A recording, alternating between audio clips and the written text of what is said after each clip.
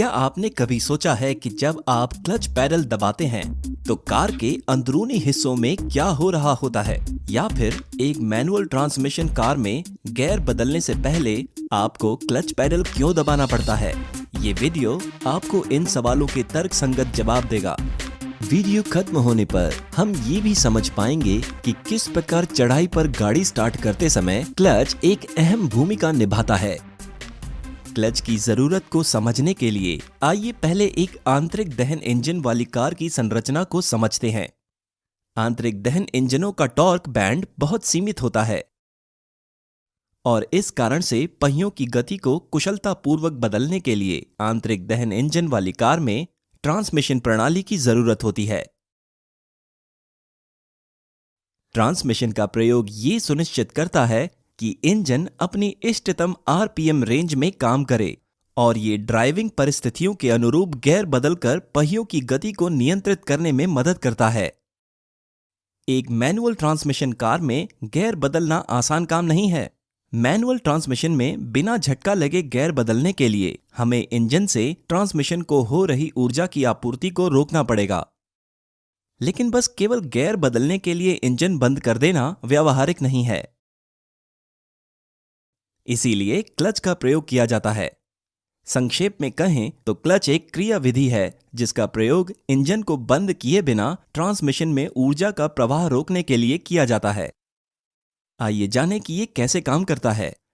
Clutch के मुख्य हिस्से में एक चक्री होती है जिस पर दोनों ओर उच्च घर्षण वाले पदार्थ का लेप होता है। यहां पर एक सरल चक्री दिखाई गई है। ये चक्री फ्लाई व्हील पर लगी होती है। अगर क्लच की चक्री पर कोई बाहरी दबाव पड़ता है तो घर्षण के कारण चक्री भी फ्लाई व्हील के साथ घूमेगी। ट्रांसमिशन का निवेशी कूपक इस चक्री से जुड़ा होता है ताकि जब चक्री पर बाहरी बल लगाया जाए तो इंजन की ऊर्जा ट्रांसमिशन प्रणाली में पहुंच जाए। ये बाहरी बल एक दाब प्लेट स्प्रिंग प्रणाली द्वारा लगाया जाता है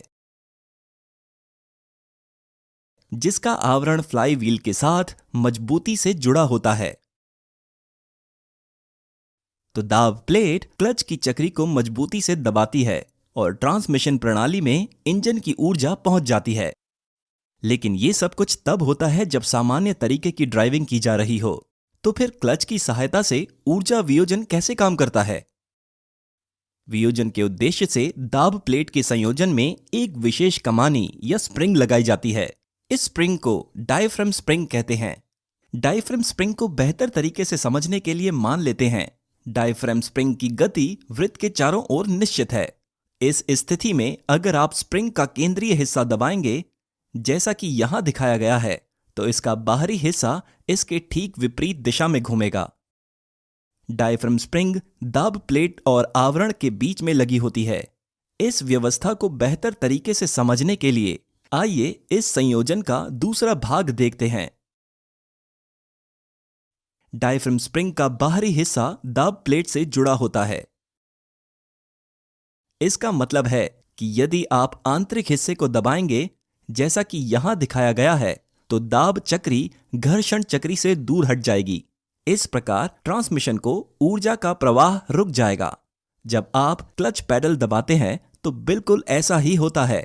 एक द्रव चलित प्रणाली क्लच की गति को डायफ्राम स्प्रिंग के केंद्र तक भेजती है और जब डायफ्राम स्प्रिंग दबा हुआ होता है तो ऊर्जा का प्रवाह रुक जाता है। इस समय आप गियर बदल सकते हैं और गियर बदल जाने के बाद ऊर्जा का बहाव फिर से चालू हो जाता है। तो क्लच ऐसे काम करता है। एक वास्तविक क्लच में आप एक कुंडली कमानी देख सकते हैं। इस कमानी का क्या काम है?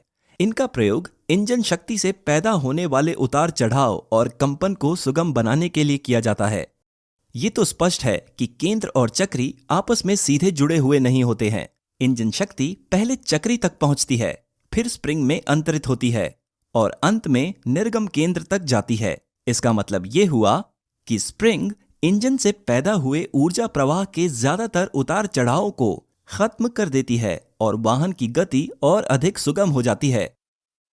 अब मैनुअल ट्रांसमिशन कार चलाने में अत्यधिक महत्वपूर्ण और कठिन कार्य का पता लगाते हैं। यानी चढ़ाई पर गाड़ी स्टार्ट करना। यहां तक कि एक बिना हैंड ब्रेक वाली कार में भी चढ़ाई पर गाड़ी स्टार्ट करते समय आप इस तकनीक का प्रयोग कर सकते हैं। इस तकनीक में चढ़ाई पर गाड़ी चालू करते समय पहले तो दोनों ब्रेक और क्लच पैडल दबाए जाते हैं जबकि इंजन चालू रहता है। अब क्लच पैडल को धीरे धीरे थोड़ा छोड़ते हैं जब तक कि आप क्लच काटने की आवाज महसूस नहीं करते। आप इसे अपने पैरों में महसूस कर सकते हैं। ऐसा लगेगा जैसे इंजन कांप रहा हो। इसके बाद अगर आप ब्रेक पैडल को छोड़ भी देते हैं तो भी गाड़ी आगे नहीं बढ़ेगी। आधा छोड़ा हुआ क्लच ब्रेक की तरह काम करेगा। अब आप गैस पैडल दबा सकते हैं और गाड़ी आगे बढ़ने लगेगी। यहां बड़ा सवाल यह है कि आधा छोड़ा हुआ क्लच ब्रेक की तरह कैसे काम करने लगा। ये ब्रेक की घटना कुछ और नहीं, केवल बल संतुलन का खेल है। पूर्ण बल संतुलन की स्थिति में गाड़ी आगे नहीं बढ़ पाएगी और गुरुत्वाकर्षण पहियों में स्थैतिक घर्षण बल के बराबर होगा। एक अन्य बल संतुलन ने गाड़ी के पहियों को घूमने से रोका है। वो है इंजन का अग्रवर्ती बल और उतना ही स्थैतिक घर्षण बल। जब आप क्लच को थोड़ा छोड़ देते हैं तो ये क्लच बाइट के लिए संतुलित होता है और आप अनजाने में ही इन सारे बलों को संतुलित कर रहे होते हैं।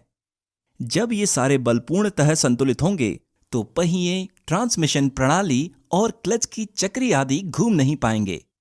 इसी वजह से क्लच बाइट ब्रेक की तरह काम करती है।